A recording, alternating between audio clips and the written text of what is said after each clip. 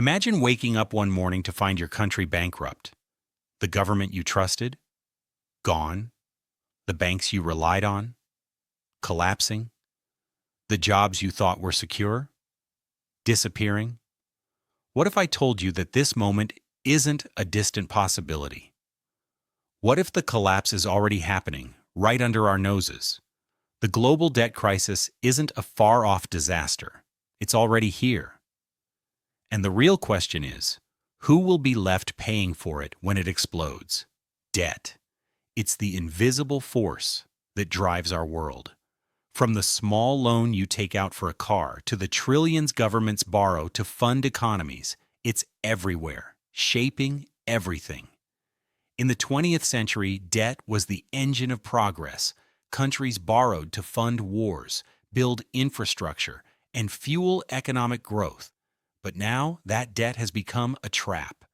By 2021, global debt reached $281 trillion. But the real issue isn't just the size, it's the system built around it. Debt isn't just about borrowing money, it's a system where everyone owes someone, but no one knows who will pay when the bills come due. Think of the global economy like a giant game of Monopoly. Every country, corporation, and individual is a player. We all borrow. We all lend. At first, it seems harmless, just a little borrowing here and there. But as the game continues, debts pile up. No one has enough to pay it all back. The system works, at first, because the bank keeps printing money and everyone keeps borrowing. But what happens when the bank runs out of money? In Monopoly, you can flip the board. In the real world, the consequences are much worse. When countries can't pay back their debts, it sends shockwaves through the global financial system. Banks collapse. Stock markets crash. Entire industries shut down. The world stops moving. In 2008, we saw a preview of this collapse. The financial crash revealed how fragile the system is.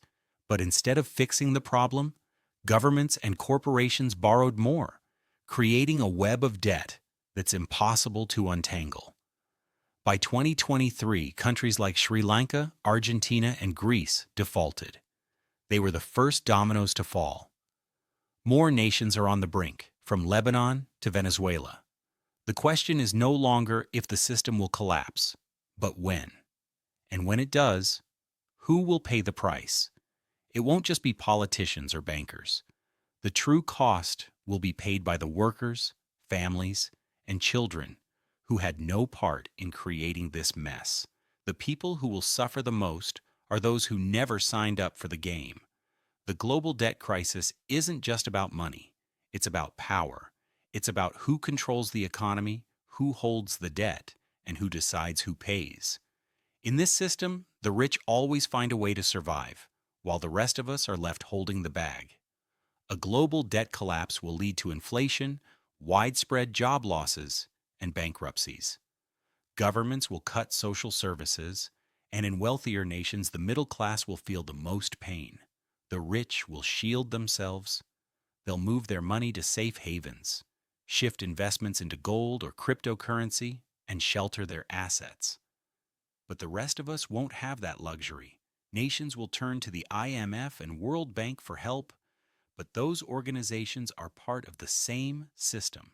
They'll demand more austerity, more cuts, and more sacrifices. The result? More poverty, more inequality, more unrest. When the financial system collapses, it won't just be an economic disaster. It will be a social catastrophe. Political instability, mass protests, and even wars may erupt as nations focus on their own survival.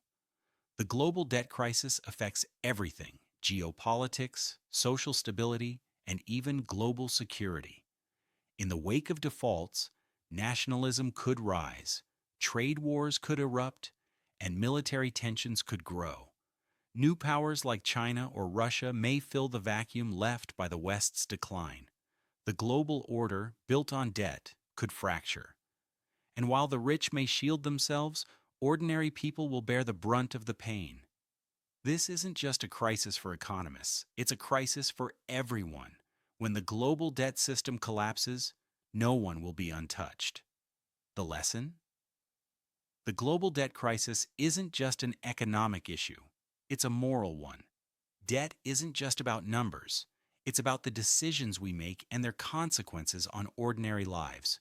We're all connected in this system. When the game collapses, we'll all have to pick up the pieces. How much longer can this system last before it implodes?